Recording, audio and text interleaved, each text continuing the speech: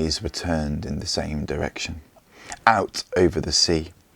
A huge ball of light had appeared on the horizon and was moving towards them, silver beams radiating from it across the white-capped waves, the pulse of beating wings growing louder the closer it came. Grim had let go of Gunnar, and he rose to his feet just as the radiance broke into an arrowhead shape made up of 9 separate lights. For a moment, Gunnar thought it was a skein of musical glowing geese, the brightest at the tip, the rest angled behind it, 4 on either side. Then he gasped, and there were screams from those around him as the shapes gradually became clear. The lights were enormous flying wolves with riders on their backs. Gunnar glanced at Mother and was amazed to see her smiling. "I fear no man," muttered Scully, eyes narrowed, hand on his sword hilt.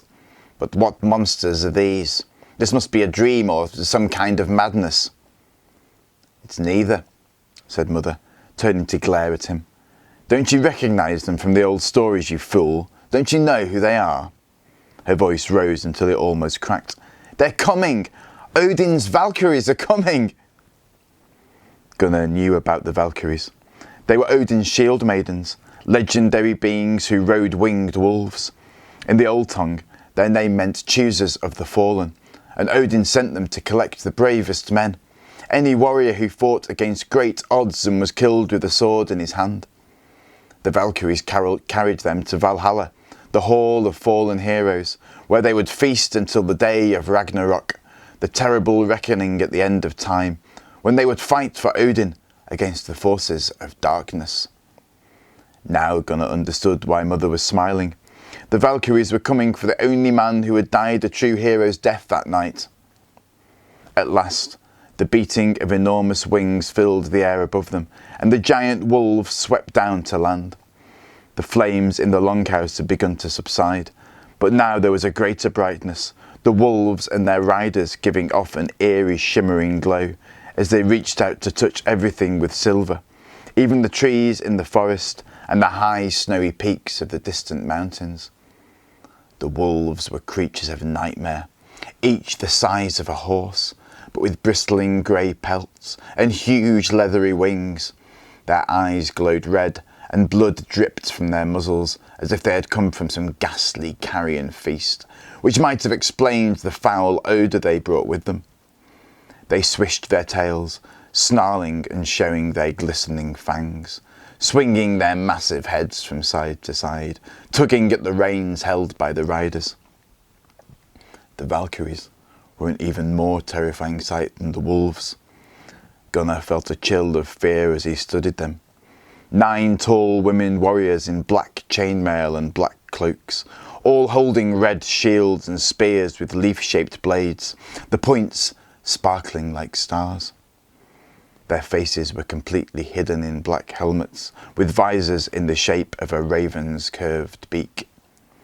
There was a muttering in the crowd, desperate prayers to Odin and Thor, and the whimperings of those whose minds had given way. The 4 surviving dogs of the wolfmen lay with stomachs pressed to the ground, ears flat to their heads, whining in terror.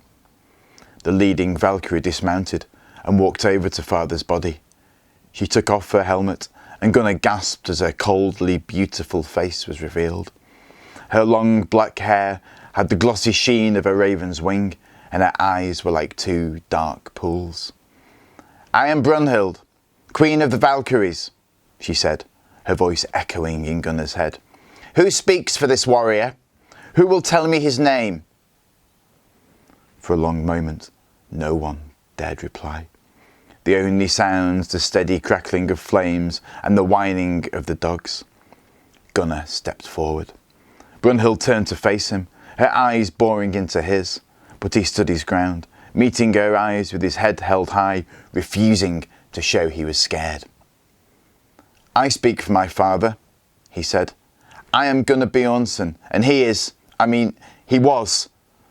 His voice faltered, and he felt tears fill his eyes, but he steadied himself and carried on, his voice gaining strength with every word.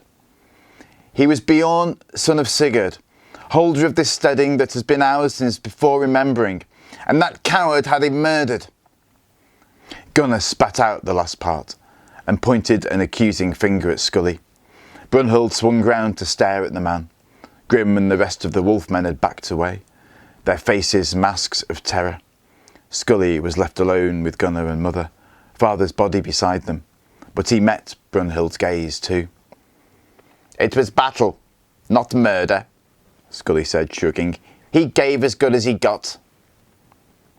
"But it was you that attacked us, you that killed Arnor and Ranulf and burned down our home," Gunnar yelled. "My father was only defending his family. He had no quarrel with you." "Such is the way of things, boy," snapped Scully.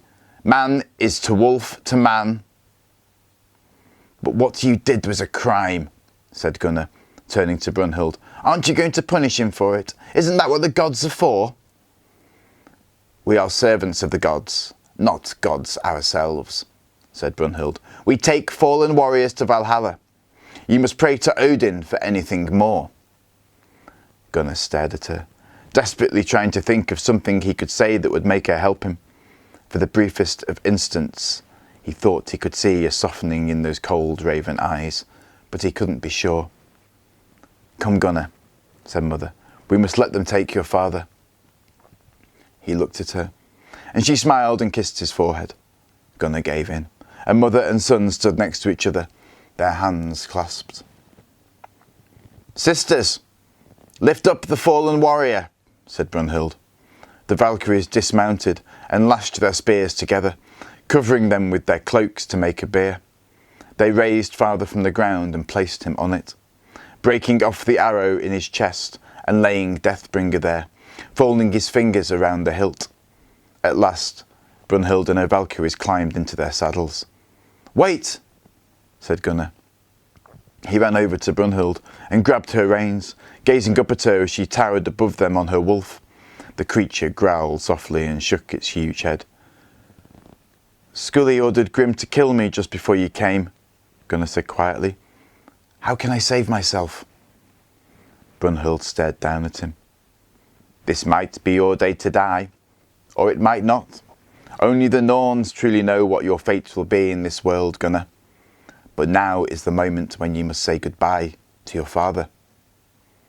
Gunnar let go of her reins, a picture forming in his mind of 3 old women in ragged black cloaks, the Norns. Mother came across to him, and they bent to kiss father. Brunhild spurred her mount into the air. The Valkyries followed her, and they flew into the dark sky with a great beating of wings. "That was incredible.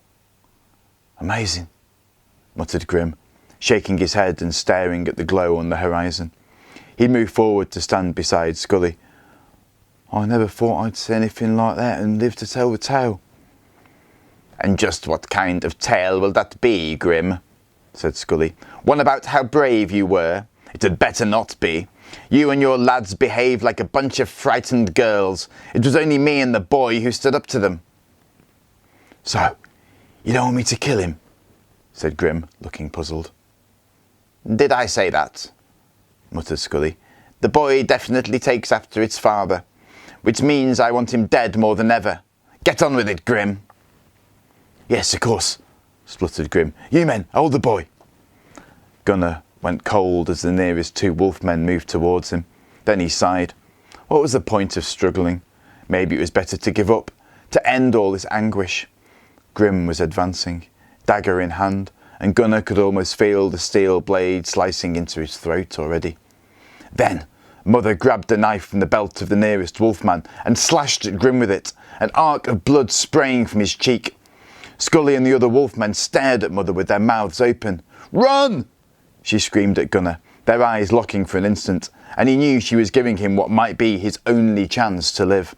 So he fled. He dodged the grasping hands of a wolfman who slipped and fell behind him. He ran past the people of the farm, hurdled the still terrified whining dogs, and headed for the gate and the forest beyond. He heard Scully yelling and realised he was being chased. An arrow whistled past his cheek. He ducked to one side, and a second arrow just missed him. A third hit the gatepost as he ran through the open gate, but now his feet were on track into the forest, the trees ahead of him like a solid wall of darkness, the cold wind rustling through their tops and making a noise like the sea. 10 paces to go, 5 paces, and he was swallowed up, the outside world gone, the shadows between the trunks as black as death.